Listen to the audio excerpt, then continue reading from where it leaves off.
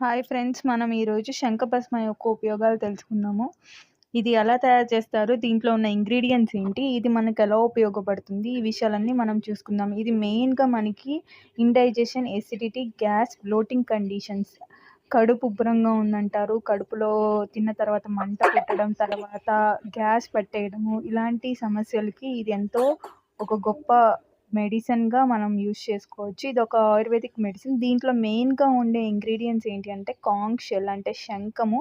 ఆ శంఖంతో పాటు ఇంకేమేమి ఉంటాయంటే నిమ్మరసము, తర్వాత అలోవెరా జెల్ అంటే అలోవెరాతో తీసిన గుజ్జు. వీటన్నిటిని ఈ మూడిటిని కలిపి ఒక మెడికేషన్ ప్రాసెస్ ద్వారా, ఒక మెడిసినల్ ప్రిపరేషన్ ద్వారా ఈ శంఖభస్మాన్ని చేస్తారు. అయితే దీని డోస్ ఎంత తీసుకోవాలి అంటే 125 ఎంజీ టు 250 ఎంజీ మాత్రమే తీసుకోవాలి, చిటికెడు.